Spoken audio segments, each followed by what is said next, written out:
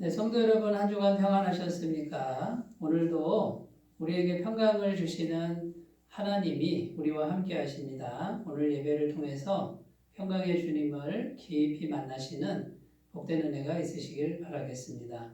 다 같이 묵상기도 드리심으로 주일 예배를 주님 앞에 드리겠습니다. 기도합니다.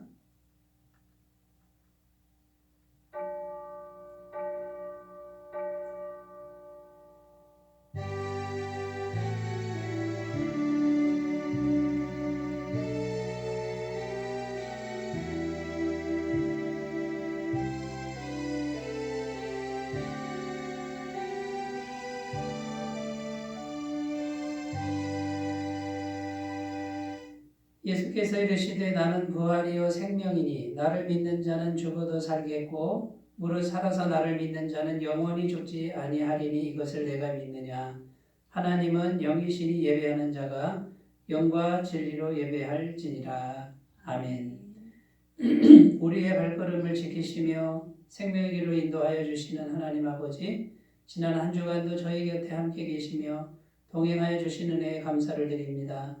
예수님의 부활의 기쁨이 생생하게 살아 숨쉬는 부활절 후 첫 번째 주일 예배를 하나님께 드립니다.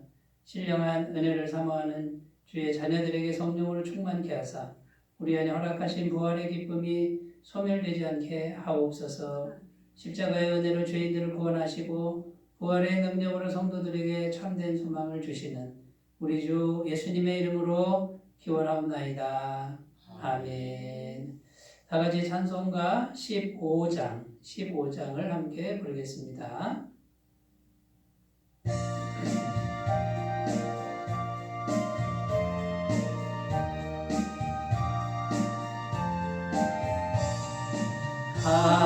하나님의 크신 사랑 하늘에서 내리사 우리 맘에 항상 계셔 온전하게 하소서. 우리 주는 자비하사 사랑 원하시니 두려워서 떠는 자를 구원하여 주소서. 걱정 근심 많은 자를 성령 강화하시며 복과 은혜 사랑받아 평안하게 하소서. 처음과 끝이 되신 주님 항상 인도하셔서 마귀 유혹 받는 것을 속 깊은게 하소서. 전능하신 아버지여 주의 능력 주시고 우리 맘에 임하셔서 떠나가지 마소서. 주께 영광 항상 돌려 천사처럼 섬기며 주의 사랑 영영토록 찬송하게 하소서. 우리들이 거듭나서 의미 없게 하시고 주의 크신 구원받아 온전하게 하소서. 영광에서 영광으로 천국까지 이르러 대신 사랑 감격하여 영배하게 하소서.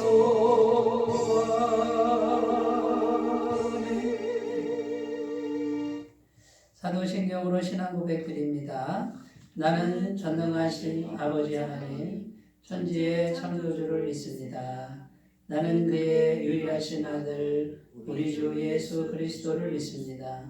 그는 성령으로 잉태되어 동정녀 마리아에게서 나시고 본디오 빌라도에게 고난을 받아 십자가에 못 박혀 죽으시고 장사된 지 사흘 만에 죽은 자 가운데서 다시 살아나셨으며 하늘에 오르시어 전능하신 아버지 하나님 우편에 앉아 계시다가 거기로부터 살아있는 자와 죽은 자를 심판하러 오십니다. 나는 성령을 믿으며 거룩한 공교회와 성도의 교제와 죄를 용서받는 것과 몸의 부활과 영생을 믿습니다. 아멘. 네, 오늘 우리에게 주신 하나님 말씀은 신약성경 요한복음 20장 19절에서 23절입니다. 요한복음 20장 19절에서 23절 말씀입니다.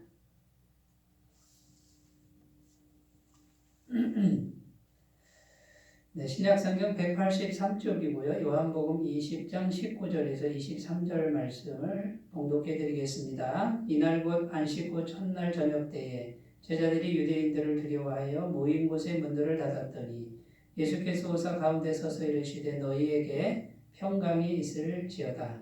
이 말씀을 하시고 손과 옆구리를 보이시니 제자들이 주를 보고 기뻐하더라. 예수께서 또 이르시되 너희에게 평강이 있을지어다. 아버지께서 나를 보내신 것 같이 나도 너희를 보내노라. 이 말씀을 하시고 그들을 향하사 숨을 내쉬며 이르시되 성령을 받으라. 너희가 누구의 죄든지 사하면 사하여질 것이요 누구의 죄든지 그대로 두면 그대로 있으리라 하시니라. 아멘. 네, 오늘 말씀의 제목은 부활 주님이 주시는 새로운 세계, 부활 주님이 주시는 새로운 세계라는 제목으로 함께 은혜를 나누도록 하겠습니다. 지난 주일이 부활주일이었죠. 부활주일은 지난주 한 주만 지키면 되는 그런 절기가 아닙니다. 예수님께서 부활하신 이후에 계속 살아계신 겁니다. 그러니까 죽음의 권세를 이기고 살아나셔서 지금 영원히 살아계신 이제 그런 것이죠. 그러니까 죄를 완전 해결하시고 사망 권세 정복하신 부활하신 주님이 계속 살아서 지금 통치하고 계시니까 그 부활 주님과 우리가 새로운 관계를 맺어야 된다는 거죠. 새로운 관계를 맺으면 이제는 그 부활 주님의 도우심으로 말미암아 죄의 세력도 이길 수 있고 사망 권세도 통치하며 다스릴 수 있는 그런 능력이 우리에게 주어진다라는 사실입니다. 그래서 이제 예수님께서 십자가에 죽으시고 부활하심으로 이루어 놓은 새로운 세계 속으로 우리가 적극적으로 들어가야 된다라는 이제 그런 의미가 되겠습니다. 그래서 오늘 이 부활 주님과 새로운 관계 속으로 우리가 새로운 세계로 들어가야 되는데 그런 새로운 세계에 어떤 것이 있는가를 우리가 같이 살펴보면서 은혜를 나누도록 하겠습니다. 이런 이야기가 있습니다. 옛날에 아주 큰 부자가 있었는데요. 그 부자가 아주 으리으리한 집을 지었어요. 그리고 그 로비에 딱 들어오면 로비에 아주 예쁜 거울을 그 벽에다가 달아놨는데 수십 개의 거울을 달아놨다는 거죠. 근데 어느 날 아침에 나가보니까 개 한 마리가 아주 큰 개 한 마리가 죽어있더라는 거예요. 그래서 이 개가 왜 이 로비에 들어와서 죽어있을까 하고 그 CCTV 카메라를 다시 돌려보니까요. 밤에 이 개가 로비 문이 열려 있었나 봐요. 그 로비로 개가 딱 들어왔는데 이 개가 갑자기 막 짖더라는 거죠. 왕왕왕거리고 짖는데 계속 짖는 거예요. 밤새도록 짖는 거예요. 보니까 그 로비에 거울을 붙여놨잖아요. 이 개가 딱 들어가니까 수십 마리 개가 자기를 향해서 같이 짖는 거죠. 그러면 그 거울에 비친 그 개는 자기 모습이에요. 자기 모습. 자기가 짖는 것이 거울에 비쳐서 이제 짖는데 이 개는 어떻게 생각합니까? 자기를 향해서 수십 마리의 개가 자기를 막 왕왕왕 하고서 이렇게 죽일 듯이 짖는 것을 보고 두려움에 빠져가지고 밤새도록 짖다가는 혼자 죽었다라는 것이 이제 밝혀진 사실이었습니다. 여러분, 이렇게 이 두려움이라고 하는 것, 우리 마음속에 이 두려움이라고 하는 것은요, 허상인 경우가 굉장히 많습니다. 마귀가 우리 영혼을 죽이려고 거짓말하는 거예요, 거짓말. 원래는 실제로는 없는데 있는 것처럼 이렇게 막 실제로 믿게 해서 두려워 떨게 하고 스스로 포기하게 만드는 그 두려움을 통해서 마귀가 역사를 한다라는 거죠. 여러분, 우리가 무언가 열심히 애를 쓰는데요. 그 열심히 뭔가를 우리가 하잖아요. 한번 잘 생각해 보세요. 열심히 뭔가를 하는데 어떤 사람은 정말 소망을 가지고 기쁨으로 하는 사람도 있지만 대부분의 경우에 우리가 뭔가를 열심히 하는 이유가 뭡니까? 그 뿌리를 들어가 보면 두려움 때문이라는 거예요. 두려움 때문에. 우리가 열심히 일을 하는 거는 뭐죠? 이게 없으면 우리가 죽을 것 같거든요. 뭔가 열심히 하는데 그 열심히 하는 이유는 미래의 불확실함. 네? 거기에 대한 두려움이 있으니까 내가 지금 뭔가를 해놔야 된다라는, 뭔가를 이루어야 된다라고 하는 그 막연한 두려움이 우리 마음을 지배하니까 열심히 하는 거예요. 열심히 하는 모습을 보면, 이렇게 옆에서 보면 되게 보기 좋은 모습이지만 잘 한번 우리가 생각해 보셔야 됩니다. 우리 마음속 깊은 동기가 두려움이라는 거예요, 두려움. 두려움 때문에 우리가 사용하는 에너지, 버리는 에너지가 너무 많습니다. 그런데 여러분, 성경 말씀은요, 이렇게 말해요. 하나님은 사랑하시는 자에게 잠을 주신다. 이런 말씀이 있어요. 시편 127편 2절 말씀에 보면 너희가 일찍이 일어나고 늦게 누우며 수구의 떡을 먹으며 헛되도다. 그러므로 여호와께서 그의 사랑하시는 자에게는 잠을 주시는도다. 여러분, 이게 무슨 말입니까? 어떤 사람은요, 일찍 일어나고 늦게 누워요. 잠도 제대로 못 자면서 열심히 일을 한대요. 네. 이게 왜 그럴까요? 두려움 때문에 그런 거예요. 그런데 하나님은 하나님이 사랑하시는 자에게 뭘 주신대요? 잠을 푹 자게. 그러면 잠을 푹 자면 어떻게 해요? 남들처럼 일찍 일어나고 늦게 누워서 뭔가를 더 벌어야 행복하고 안전할 것 같잖아요. 그런데 하나님은 어떻게 말씀하시는 거예요? 그렇게 안 해도 하나님과 새로운 관계를 맺기만 하면 하나님이 공급하시는 이 믿음이 있으니까 잠을 푹 잔다 그 말이에요. 여러분, 두려움은 마음 문을 꽁꽁 닫아버립니다. 이 두려움이 오면요, 마음 문을 딱 닫아버려 자기를 보호하게 돼요. 이게 영적으로 안 좋은 게 뭐냐면 하나님의 성령의 임재도 막아버리는 거죠. 마음 문을 닫아버리면. 그러니까 이 두려움이라고 하는 것을 마귀가 굉장히 사용을 잘한다는 것을 우리가 알아야 됩니다. 세 번째, 두려움은요, 믿음과 꿈을 가지지 못하게 합니다.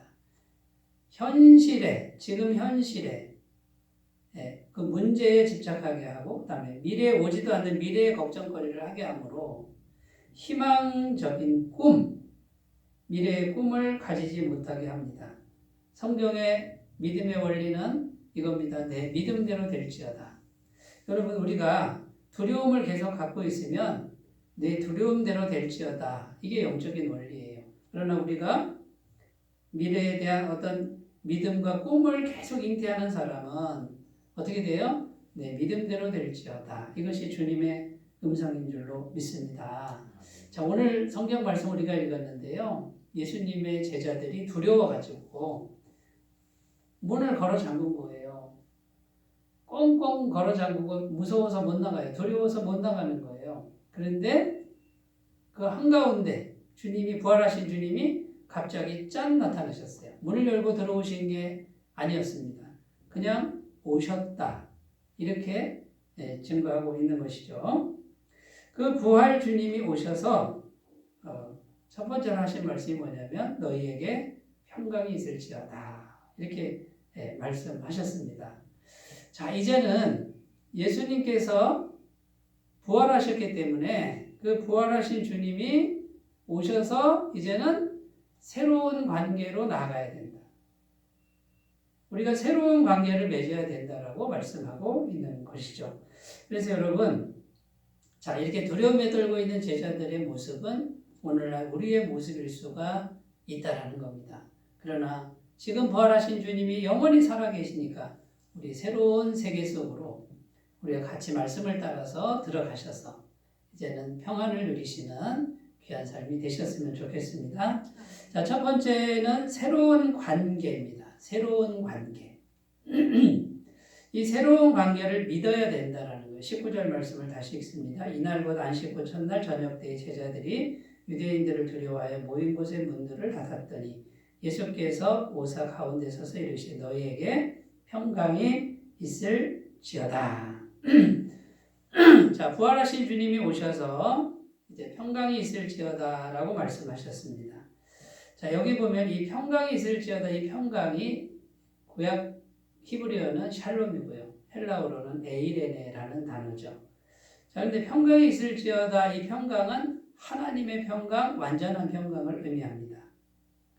자, 그러면 우리가 이제 오해하면 안 되는 게 뭐냐면요. 주님이 평강이 있을지어다 했을 때 멀리서 평강이라는 어떤 실체를 던져주는, 자, 평강받아라, 평강받아라. 이게 평강을 던져주는 이런 말씀이 아니라는 겁니다. 여러분, 이 말씀은 뭐냐면 멀리서 평강을 던져주는 게 아니고 평강이 있을지어다 했을 때 뭐냐면 이제는 하나님과의 새로운 관계를 말씀하는 거예요. 하나님과의 관계가 부활하신 주님 때문에 얼마든지 연결되고 있다. 영원히 연결되고 있다. 전에는 어떤 관계였습니까? 전에는 성경에서 뭐라고 그러니까 원수 관계다 이렇게 표현합니다. 원수 관계. 무엇 때문에요? 죄 때문에. 하나님은 죄가 하나도 없으신데 우리는 죄가 있죠. 그러니까 하나님 보시기에 죄인은 원수 관계인 거예요. 만날 수가 없고 만나면 죽여야 되는 거죠. 하나님 너무 거룩하시니까. 이게 원수 관계에서 이제는 새로운 관계로 가야 된다. 그게 뭡니까? 샬롬의 관계, 에이레네의 관계로 이제 새로운 세계 속으로 들어가야 된다. 그러면 누구 때문에요? 부활하신 주님께서 지금 계속 살아계시니까 이 부활하신 주님이 계속 우리의 죄를 계속해서 해결해 주시는 거예요. 계속해서 완벽한 죄사함을 주시는 분이 살아계시다 그 말이죠. 이제 부활 주님이 주시는 새로운 관계는 영원하시고 거룩하신 하나님과 계속해서 샬롬의 관계가 계속 되도록 좋은 관계가 되도록 해주시는 것이다 라는 것입니다. 여러분, 이 새로운 관계를 믿으라는 거예요. 이제는 우리가 어떻게 살아야 됩니까? 우리가 매일매일 묵상을 하셔야 되죠. 십자가에서 피 흘려 죽으시고 부활하신 주님이 지금도 살아계셔서 내 안에 그 예수님을 모시니까 예수님이 계속해서 우리의 죄를 완벽하게 씻어주시는 그분을 묵상하시는 거예요. 그리고 완전히 거룩하신 하나님과 이제는 원수관계가 아니라 평화의 관계가 된 것을 아멘, 기쁨으로 받아들이는 거예요. 여러분, 이제 하나님과 평화의 관계니까 예수 그리스도의 이름으로 무엇을 구하든지 하나님이 주신다는 거예요.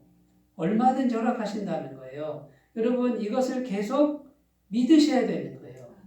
믿어야 내 것이 되는 거예요. 여러분, 잠시라도 안 믿으면 어떻게 될까요? 잠시라도 안 믿으면 또 마음이 두려움에 빠지고 의심에 빠지고 불안에 빠지고. 그런데 여러분, 십자가에 달려 피 흘리신 주님, 3일 만에 부활하신 부활 주님이 내 안에서 이분이 계속 계시면서 하나님과 계속된 영원한 그 평화의 관계를 계속 연결해 주시는 분이 내 안에 계신다라는 것을 묵상하고 믿으셔야 될 줄로 믿습니다. 그래야 여러분, 새로운 관계 속으로 우리가 들어가게 되는 줄로 믿습니다. 자, 그리고 이것을 도와주는 게 뭐냐면 약속의 말씀을 우리가 계속 묵상하셔야 돼요. 약속의 말씀이 많습니다만 두 군데만 찾아보겠습니다. 로마서 5장 8절 말씀, 우리가 아직 죄인 되었을 때에 그리스도께서 우리를 위하여 죽으심으로 하나님께서 우리를 향한 자기의 사랑을 확증하셨느니라. 이 말씀이 뭐냐면 우리가 뭔가 받을 만한 자격이 전혀 없을 때입니다. 우리가 죄인인데 예수님이 오셔서 십자가에 죽으셨다라는 거예요.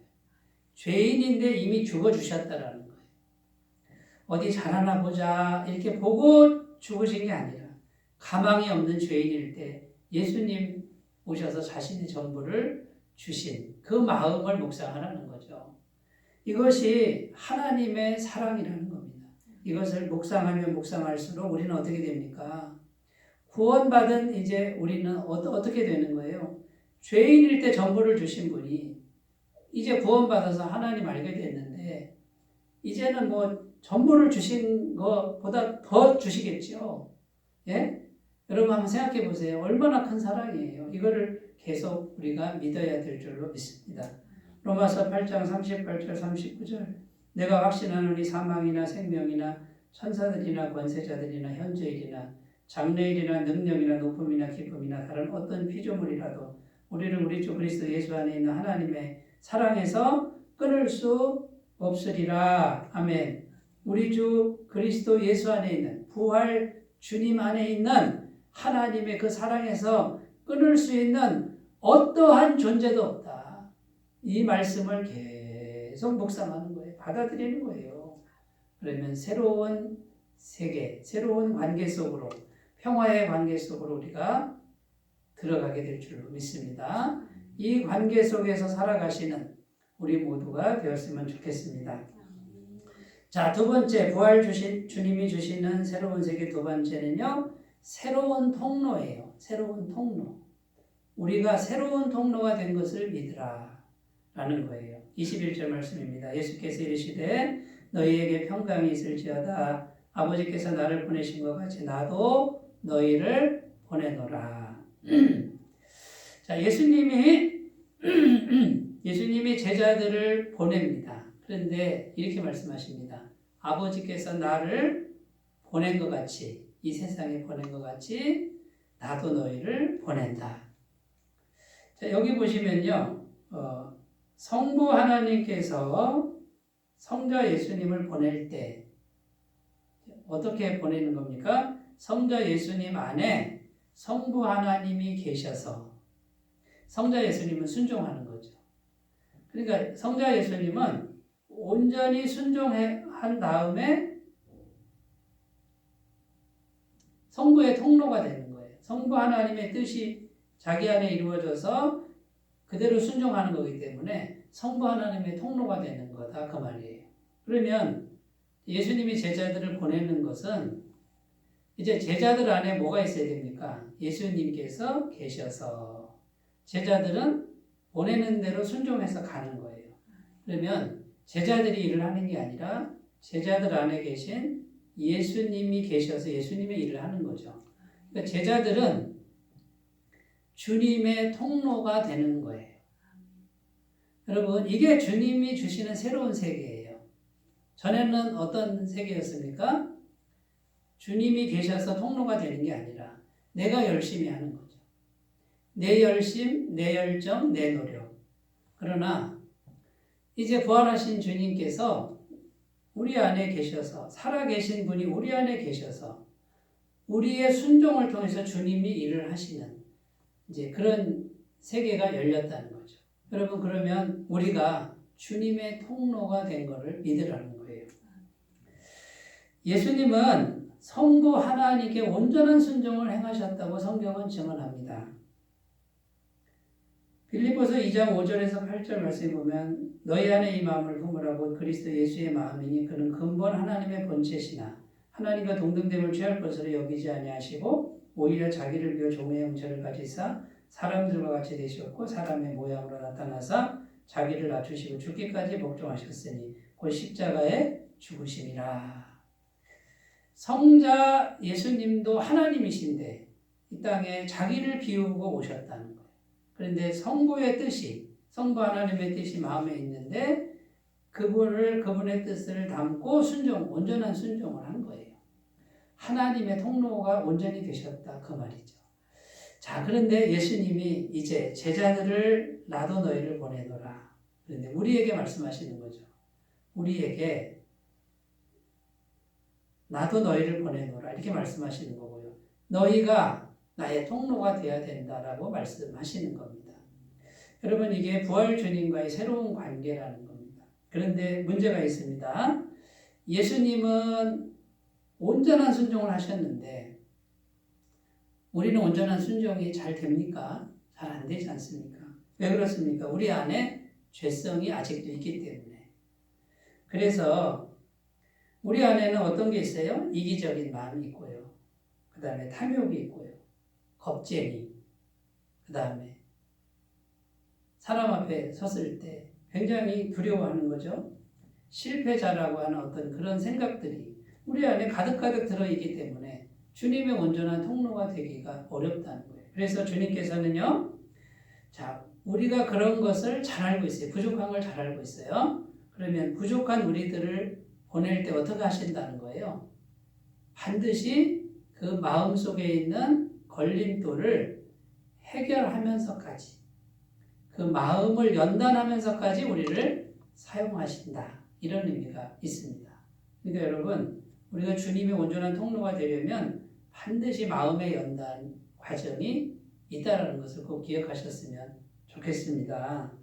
자, 어떤 여자 목사님이 계셨어요. 이 여자 목사님이요, 자기 아버지가 형제들 중에 자기만 그렇게 이뻐했대요. 굉장히 이뻐했대요.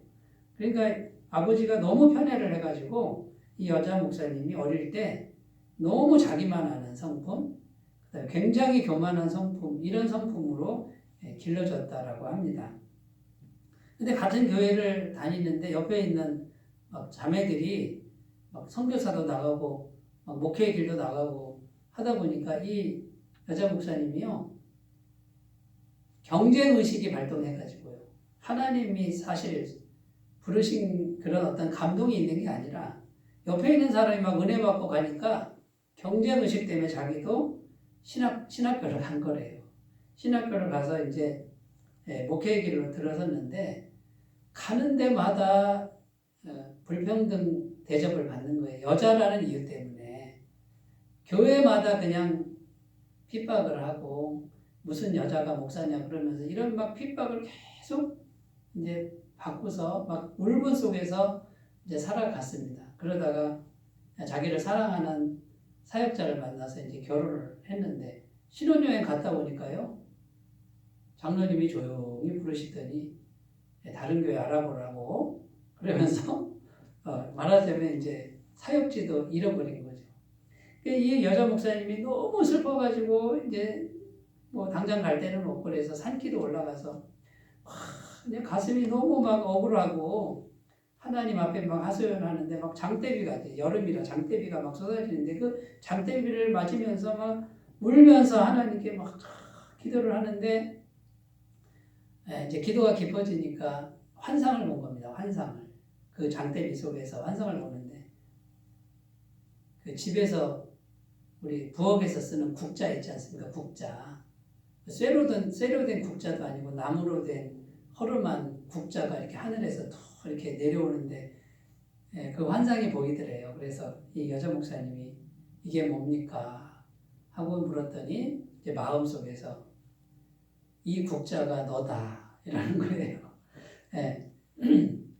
제가 왜 국자입니까? 저는 금그릇입니다.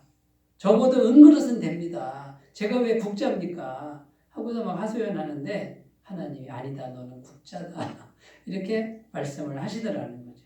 그런데 그것이 마음에, 그 국자 환상이 마음에 다 들어오면서 이제 교만을 깨달았다는 거죠. 내가 금그릇이라고 생각하니까 시험에 드는구나. 내가 국자라고 생각하면 되는데. 이걸 깨닫고 나서요, 이제 자신을 국자로 생각하니까 이제 국자는 뭐 하는 거예요? 국을 자꾸 퍼주는 거잖아요. 이제 마음이 겸손해져가지고 이제 사역을 하는데 불평등 대접을 받아도 하나도 안 힘들고요. 여자 목사라고 흉을 봐도 하나도 안 힘들고요. 이제 그런 마음의 연단을 받았다라는 거죠. 그때부터 하나님의 온전한 통로가 됐다라는 거예요. 사랑의 통로, 섬김의 통로, 겸손의 통로, 이런 아름다운 모습으로 성장하는 그런 간증을 들은 적이 있습니다. 여러분, 부활 주님이 우리 안에 계신다. 이 자체가요, 부활 주님의 엄청난 겸손이고 섬김이에요. 어떻게 이렇게 시커먼 우리 마음속에 그 주님이 여기 계셔서 우리 같이 못난 사람을 통로로 삼으시냐 그 말이죠. 그런데 주님이 그걸 기뻐하신다는 거예요. 그런데 우리 마음속에 이 걸림돌, 이기심과 탐욕과 교만과 불안과 불신앙 이런 것들이 우리 속에 있는데도 불구하고 주님이 나도 너희를 보내노라. 이 엄청난 은혜예요. 엄청난 특권 아닙니까? 그 주님을, 부활하신 주님을 받아들이시고 그 겸손하신 주님 앞에서 우리가 국자처럼 낮아지는 겸손한 마음을 훈련해 가시는 귀한 은혜가 있으시기 바라겠습니다. 자, 부활 주님이 주시는 새로운 세계, 두 번째는 부활 주님의 통로가 되어야 된다. 그 말이에요. 세 번째는 새로운 능력입니다. 새로운 능력을 믿으라 라는 거예요. 22절 말씀, 이 말씀을 하시고 그들을 향하사 숨을 내쉬며 이르시되 성령을 받으라. 자, 성령을 받으라 그럽니다. 하나님의 영을 우리에게 부어주십니다. 여기 보시면 성령을 받으라 할 때 이 받으라라는 단어의 원어의 의미는 뭐냐면 데려가라, 받아들이라. 자, 성령님이 계신데 모셔가라 그 말이에요. 모셔가라. 마음에 모셔가야만 되는 거예요. 이미 예수님이 부활하신 이후에 성령께서는요, 이미 우리에게 와 계신 거예요.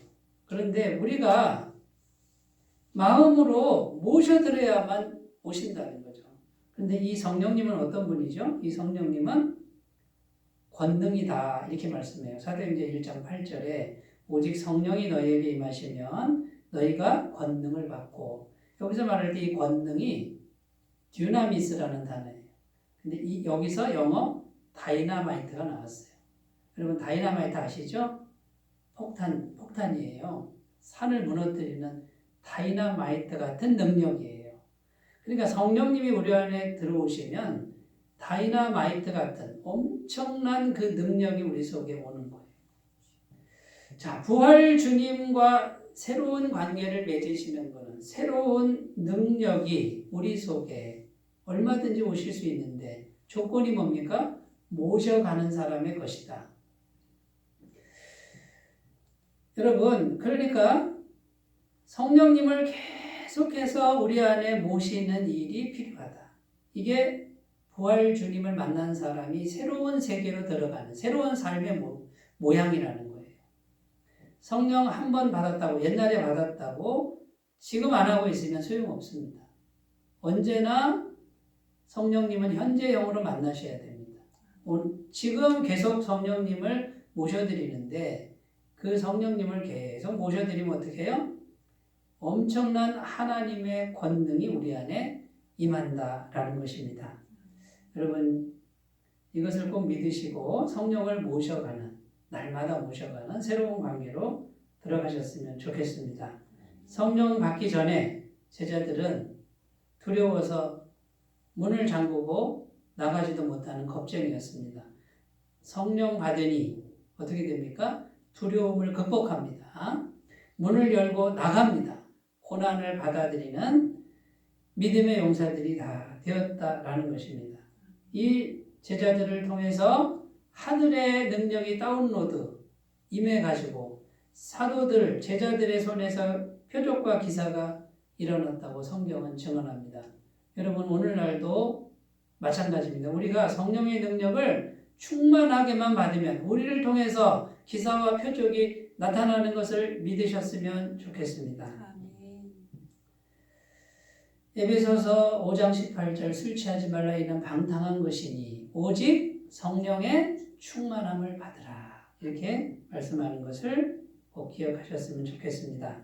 자, 마지막 네 번째입니다. 네 번째, 부활 주님이 주시는 새로운 세계. 어떤 세계냐면 새로운 권세입니다. 새로운 권세 속으로 우리가 들어가는 걸 믿으셨으면 좋겠습니다. 23절입니다. 너희가 누구의 죄든지 사하면 사하여질 것이요 누구의 죄든지 그대로 두면 그대로 있으리라 하시니라. 자, 그럼 이 말씀을 보시면요, 우리가 죄를 사한다 그러면 사해지는 이렇게 해석하기가 쉬운데 그런 의미가 아니죠. 사람이 죄를 사하는 권세가 있는 것은 결코 아닙니다. 한마디로 말하면 뭡니까? 복음입니다. 복음. 예수님의 십자가 피 흘리심의 죄사함과 사망 권세 이기신 부활, 이 복음을 전하면 복음의 권세입니다. 근데 우리에게는 뭐가 있죠? 복음이 있잖아요.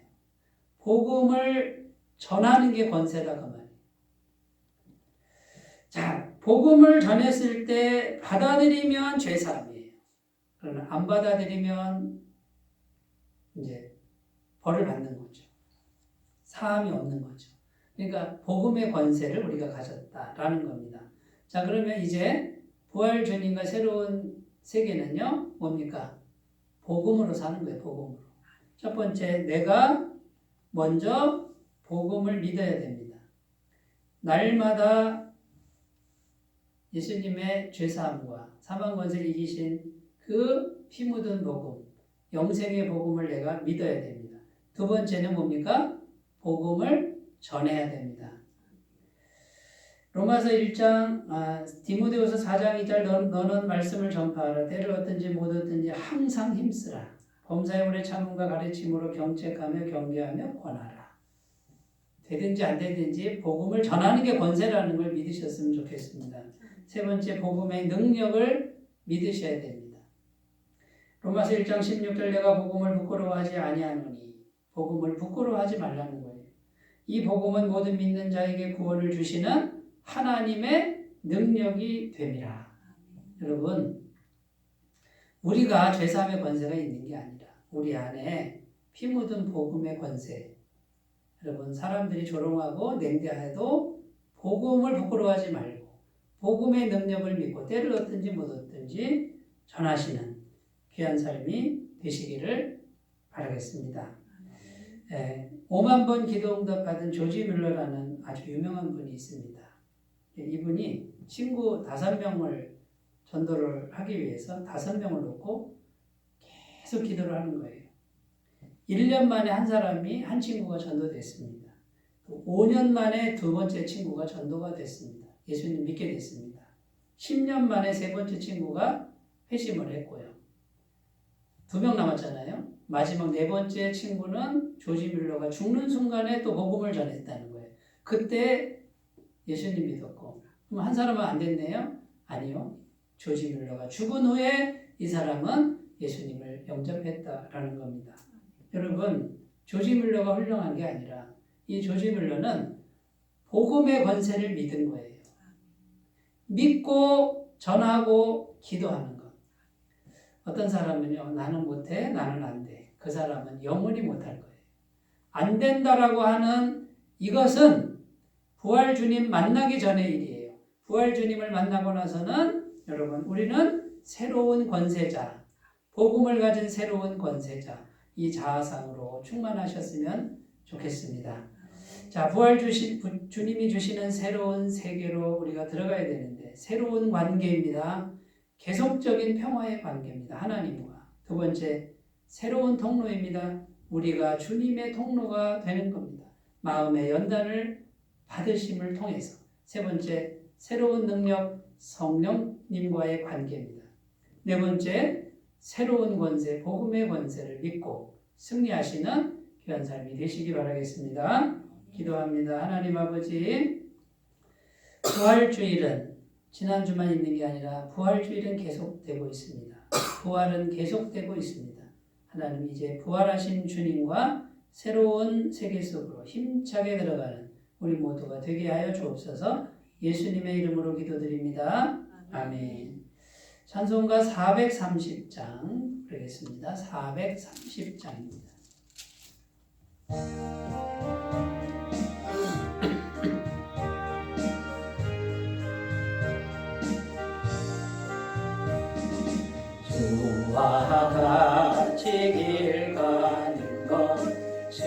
걸으니라니까 우리 주님 걸어가신 발자취를 알겠네. 한 걸음 한 걸음 주 예수와 함께 날마다 우리 걸어가리. 어린아이 같은 우리 미련하고 약하나 주의 손에 이끌리어 생명길로 가겠네.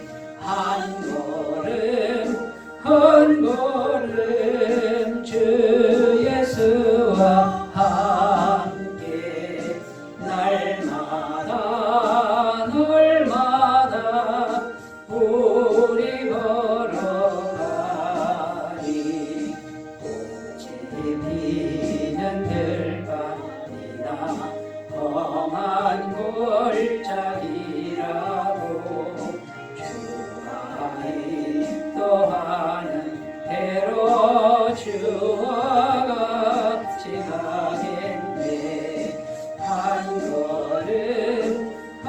걸음 주 예수와 함께 날마다 우리 걸어가리. 옛 선지자의 녹같이 우리들도 천국에 올라갈 때까지 주와 같이 걷겠네. 한 걸음 주 예수와 함께 날마다 우리 걸어가리.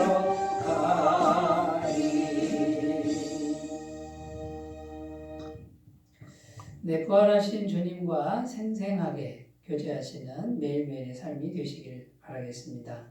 우리 함께 기도해 주시면 감사하겠는데요. 네, 코로나 바이러스가 완전히 종식되도록 기도해 주시고 또 몸이 아프신 성도분들을 위해서 기도해 주시면 감사하겠습니다. 형편이 어려운 분들, 또 여러 가지 일터에서 수고하시는 우리 성도님들 위해서 같이 중보기도 하시면 좋겠습니다. 그리고 10분 묵상, 또 비전 큐티, 또 한 사람 전도에 포기하지 말고 계속해서 기도하시면서 동참해 주시면 감사하겠습니다. 헌금은 헌금함이나 또 교회 계좌로 헌금해 주시면 감사하겠습니다. 이제 찬송가 383장 부르시고 축도로 예배를 마치겠습니다.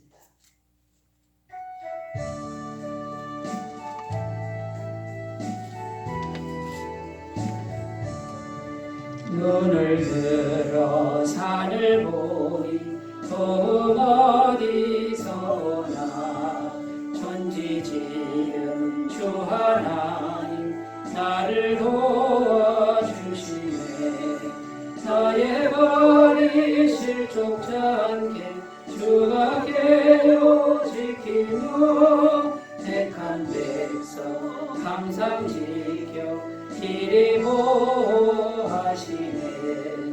도우시는 하나님 내게 그늘 되시니 낮의 해와 밤의 달이 너를 상치 않겠네.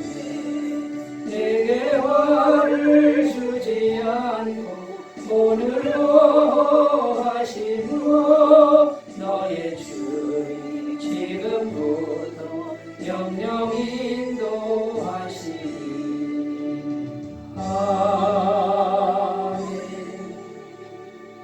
이제는 우리 주 예수 그리스도의 은혜와 하나님 아버지의 사랑하심과 성령님의 교통하시는 은혜가 이제 십자가에서 완벽한 죄사함을 이루시고 부활하심으로 사망 권세를 정복하신 그 주님과 새로운 세계 속으로 들어가기를 소원하는 주의 모든 백성들이 영원토록 함께 하시기를 간절히 축원하옵나이다. 아멘.